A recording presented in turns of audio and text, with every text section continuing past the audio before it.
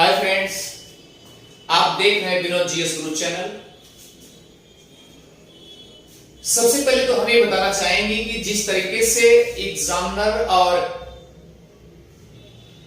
Paper में, exam में या परीक्षा में जैसा क्वेश्चन पूछता है, आज के 10 साल पहले से लेकर के अब तक और आने वाले भविष्य में जो क्रेज बन रहा है, उसको देखते हुए आइए चलते हैं। सबसे पहले हम कैलेंडर से रिलेटेड क्वेश्चन को हम पुट अप करते हैं।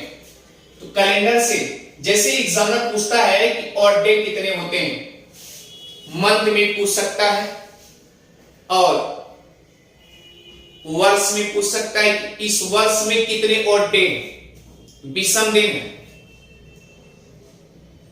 तो फ्रेंड्स, आपको यह ध्यान देना होगा कि अगर विषम दिनों की संख्या पूछे, विषम दिन कितने होते हैं, यानी ऑड डे कितने होते हैं, ऑड डे जो संख्या कितनी है, विषम दिनों की संख्या कितनी है, तो कुछ ना करिए। सबसे पहले तो आप ध्यान देना होगा कि जून, नवंबर, जानिए,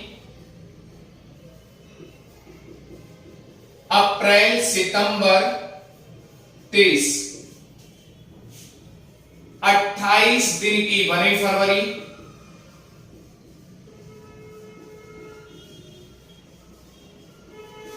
बाकी सब 31, बाकी सब 31। क्लियर? अब आपको ध्यान देना होगा, जैसे जनवरी है, फरवरी है, मार्च है, अप्रैल है, मई है, जून, जुलाई, अगस्त, सितंबर, अक्टूबर, नवंबर और दिसंबर। यहां पर आपको लिखा गया है जून, नवंबर, जानिए, अप्रैल, सितंबर, 30, अर्थात जून की तरह यहां है और अप्रैल यहां है, उसके बाद नवंबर यहां है और सितंबर यहां है। तो ये क्या है? 30 है, ये सब 30 है। अब सवाल उठता है कि फरवरी, 28 दिन की बनी फरवरी, इसका मतलब 28 दिन की जो है फरवरी होती है। दूसरी बात यह है, यहां कभी कभी 28 के सिवाय 29 दिन की भी फरवरी हो जाती है।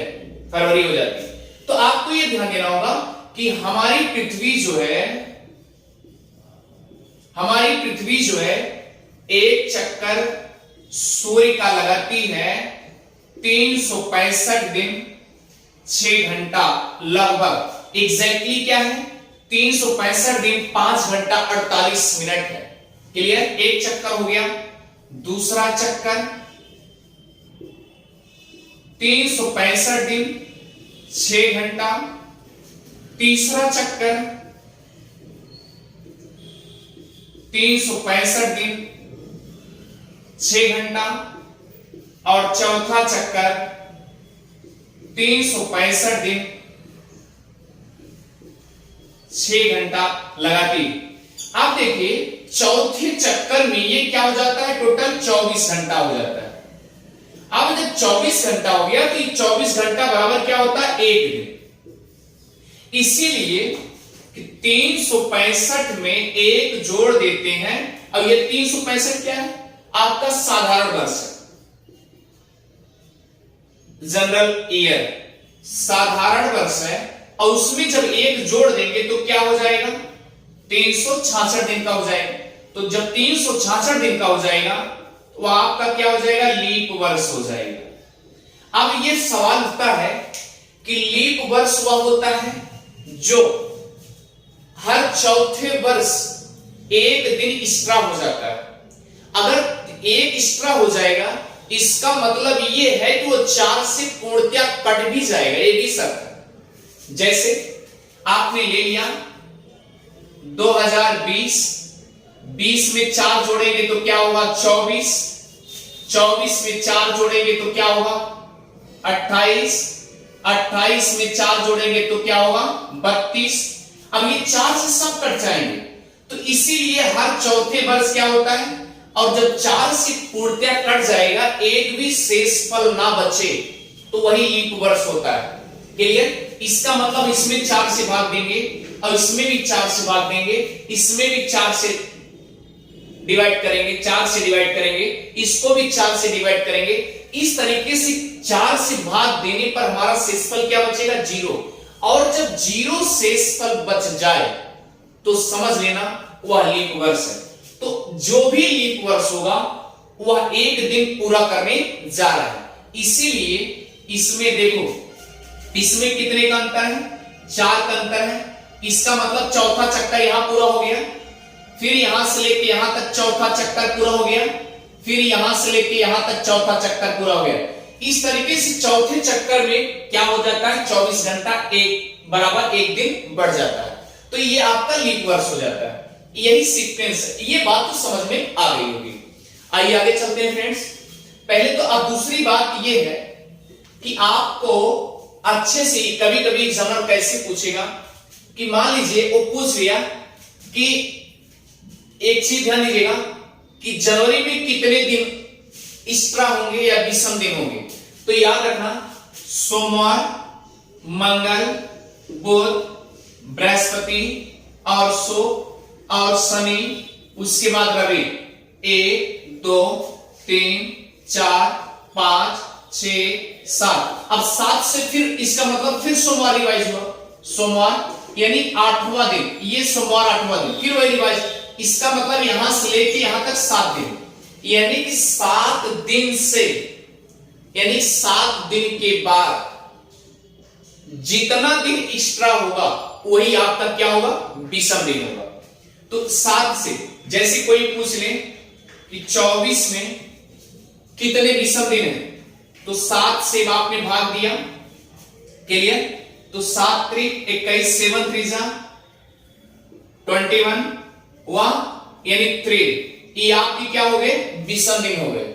अगर यहां 0 बचता तो विषम दिन एक भी नहीं है। पहली चीज आप देखिए कैसे सॉल्व करेंगे। अब आपको यह भी पता है कि जब ये आपका लीप वर्ष हुआ तो 29 का हो गया और बाकी सब साधारण वर्ष हो गए।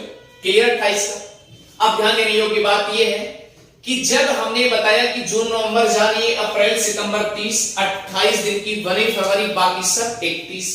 क्लियर हो गया?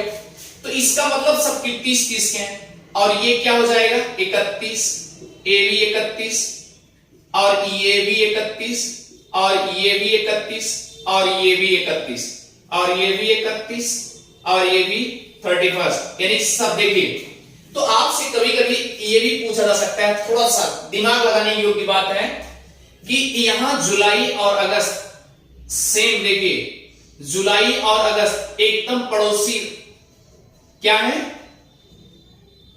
मंथली है, पड़ोसी मंथ है, यानी तुरंत जुलाई के बाद क्या आएगा? अगस्त आएगा। एक सीक्वेंस लगातार। तो कौन दो ऐसे महीने हैं जो लगातार सेम है? तो याद रखिएगा जुलाई और अगस्त, यानी ये भी 31 का, ये भी 31 का। तो इतनी बात पकड़ में आ गई होगी। ठीक है?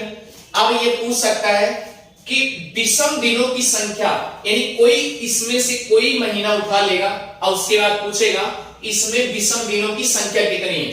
तो याद रखना 7 से, एक सप्ताह में 7 दिन, वही 7 से इसको भाग दे देना। 7 से भाग देंगे तो क्या होगा? यहां पर अब देखिए सीक्वेंस देखिए कैसे करेंगे, यानी 31 लिखा है, आपने 7 से भाग दिया तो 7 चौक 28, क्या बचे? 3 बचे। यहां पर विषम दिनों की संख्या कितनी है? 3 है। क्लियर? अब इसी तरीके से इसमें भाग देंगे 28, यानी 7 से भाग देंगे तो कितना बचेगा? 0 बचेगा। तो यहां पर क्या हो गया? 0। और अगर 29 में भाग देंगे 7 से तो क्या बचेगा? 1 बचेगा। क्लियर? 1 विषम दिन, इसमें 0 विषम। देखिए अब इसी तरीके से इसको भी 7 से भाग देंगे तो 3, इसको भी भाग देंगे 2, इसको भाग देंगे 3, इसको भी भाग देंगे तो क्या होगा? 2, ये क्या होगा? 3, ये क्या होगा? 3, फिर ये क्या हो गया? 2, फिर क्या हो गया? 3, फिर क्या हो गए? 2, फिर क्या हो गए? 3। ये क्या है? विषम दिनों की संख्या है। तो देखिए अब अगर ये लगातार 31 के रहे तो यहाँ लगातार विषम दिनों की संख्या कितनी है? 3 है। इतनी बात तो पकड़ में आ गई होगी। क्लियर? अच्छे से पकड़ में आ गया होगा। तो प्यारे एक चीज ध्यान देना है कि इसी सीक्वेंस में आगे मान लीजिए अगर ऐसे पूछ ले कि इस महीने में विषम दिनों की संख्या, जैसे मान लीजिए फिर एग्जामिनर क्वेश्चन कर सकता है कि यानी 56 डेज में कुल कितने होते हैं, यानी 56 दिनों में कितने विषम दिन होते हैं। तो क्या करेंगे, 7 से भाग दे देंगे 56 में, तो क्या हो जाएगा 56 कट गया, 0 रिमाइंडर आ गया। इसका मतलब क्या है, विषम दिनों की संख्या नहीं है, अर्थात विषम दिन